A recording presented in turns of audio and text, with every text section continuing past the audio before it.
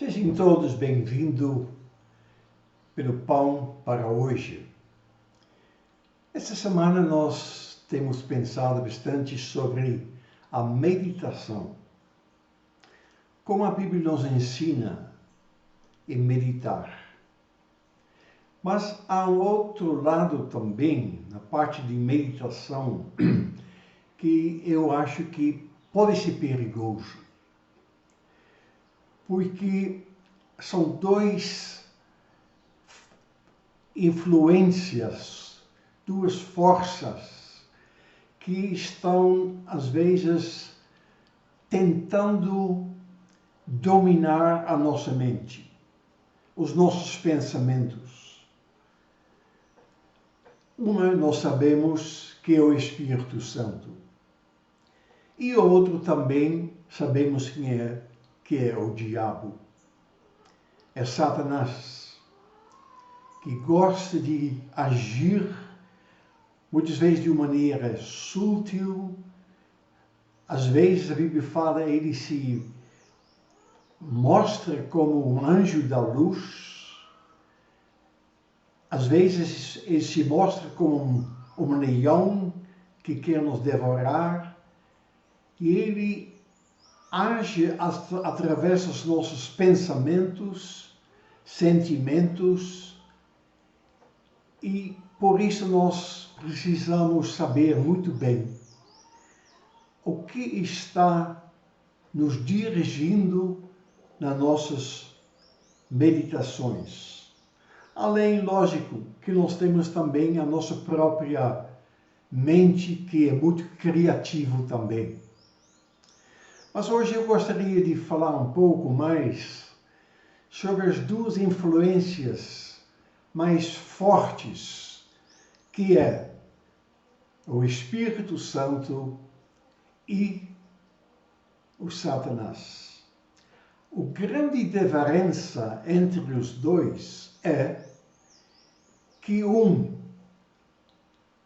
ele gosta de acusar, ele gosta de deprimir, e o outro, nós sabemos que o Espírito Santo, ele gosta de nos convencer, confortar, levantar. Ele gosta de trazer palavras, pensamentos que nos levantam, exaltam. Eu tenho uma história lido no Antigo Testamento em Zacarias, capítulo 3, versículo 1 e 2. Lógico, são mais versículos, mas eu gostaria de ler só 1 e 2 e 3. Nós lemos sobre em Zacarias. Ele teve uma visão, disse aqui a palavra, em outra visão, Deus me mostrou o grande sacerdote Josué, que estava de pé em frente do anjo do Senhor. E Satanás estava à direita de Josué, pronto para acusá-lo. O anjo do Senhor disse a Satanás que Deus o condene, Satanás, que o Senhor que escolheu Jerusalém o condene. Este homem é como um tição tirado do fogo. Josué, vestido com roupas sujas, continuava de pé em frente do anjo. Irmãos, muitas coisas acontecem no mundo espiritual e nós nem ficamos sabendo ou nem temos a ideia. Aqui nós temos uma história mostrado por Deus, contado por Zacarias, sobre um sumo sacerdote. E esse sumo sacerdote, ele tinha roupas sujas, ele estava vestido com roupas sujas. Nós sabemos O que quer dizer isto? Roupas sujas na Bíblia, eles representam uma vida com pecados. Uma vida que realmente não é santo. É uma vida não é dedicada a Deus. E quando nós cristãos vivem uma vida não santificada, não consagrada a Deus, quando nós estamos com roupas sujas, você pode saber que Satanás está pronto para nos acusar diante de Deus e também no nosso próprio coração, na nossa própria mente. Ele fala, não, você não precisa orar, não. Você não precisa pedir nada a Deus. Deus não vai te querer. Você fez isto, você está assim, você não está limpo, nada, etc, etc. Ela tenta de levar-nos para baixo. Ela tenta nos levar para uma depressão. Você é nada, você é ninguém, você não vai conseguir, você é um derrotado. E Deus já te abandonou. Esta história é muito bonita. Por quê? Porque a Bíblia fala, o anjo do Senhor, ele disse, Satanás, o Senhor escolheu Jerusalém. E este homem, ele é como a tição tirado do fogo. Meus irmãos, amigos, nós todos estávamos com roupas sujas. E às vezes ainda nossas roupas não são tão puras. Mas como alguns dizem, nós estamos num momento ainda de trabalho. Deus está ainda trabalhando. Tem ainda serviço que está sendo executado por Deus. E Deus, ele nos defende. O anjo do Senhor, que eu creio que aqui representa Jesus Cristo, ele defende Josué. Não está dizendo que Josué não tem culpa, mas ele está dizendo que ele foi um pedaço de lenha que foi tirado, posso dizer assim, do fogo do inferno. Nós também, nós fomos tirados por Jesus da morte para a vida. E nossos vestidos, as nossas roupas, que são brancos pela graça, às vezes sujam. Mas nós podemos saber o que está escrito em 1 João 1:9. Se nós confessarmos os nossos pecados a Deus, Ele cumprirá a sua promessa e fará o que é correto. Ele perdoará nossos pecados e nos limpará de toda maldade.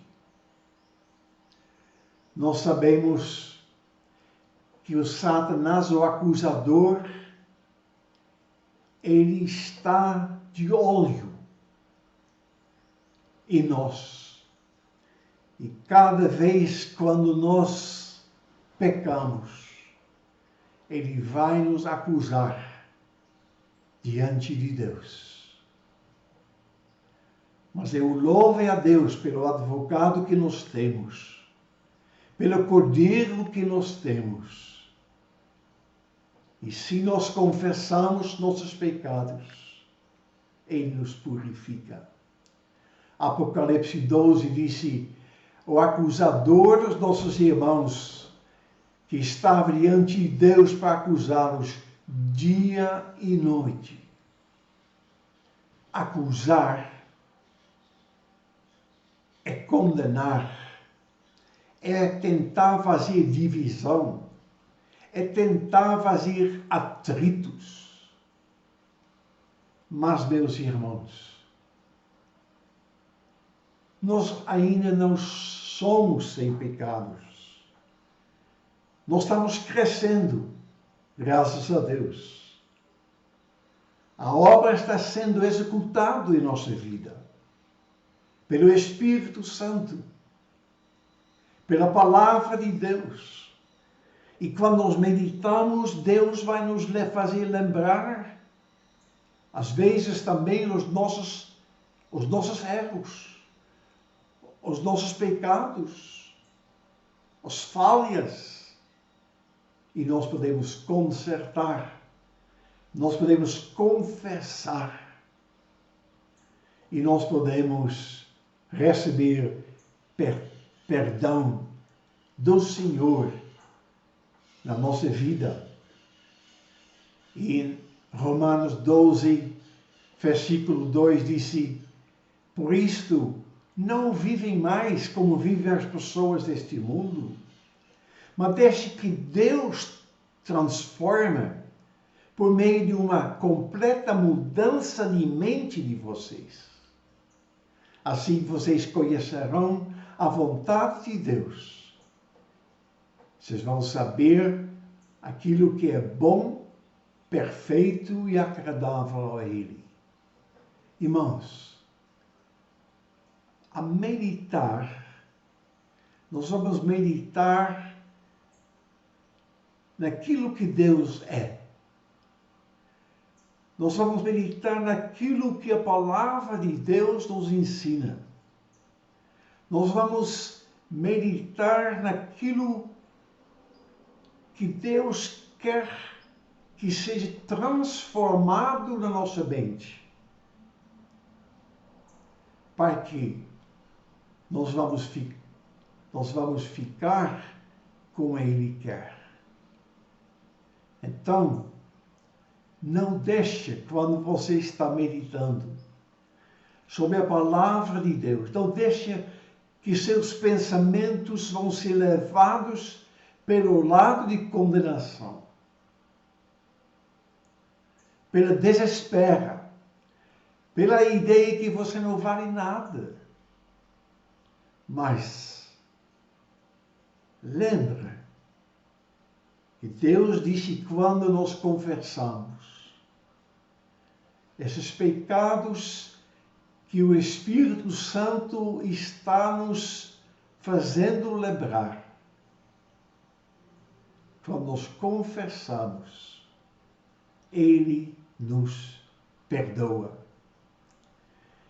E Filipenses 4:8 disse: por último, meus irmãos, encha a mente de vocês com tudo que é bom e merece elogios.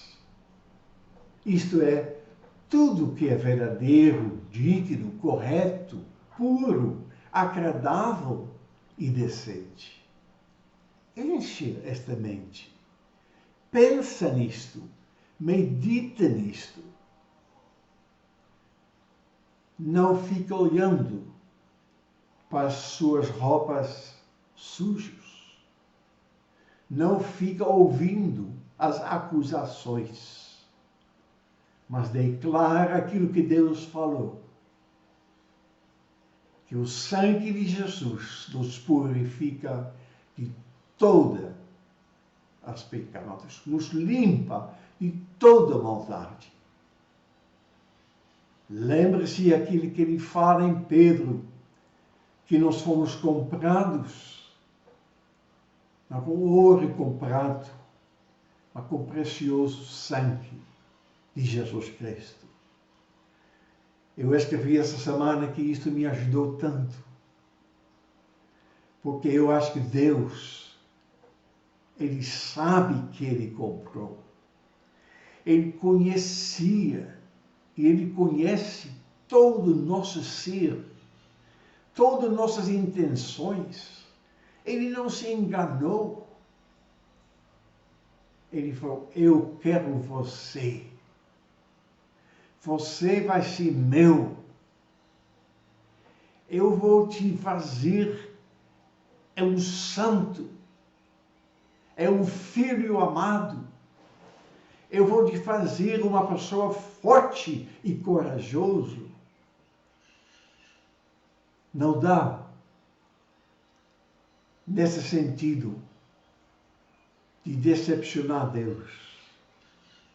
Eu creio que nós podemos decepcionar Deus quando a gente não aceita, não crê, não usa, em bom sentido da palavra, os meios que Ele nos oferece para viver uma vida santa, pura e agradável.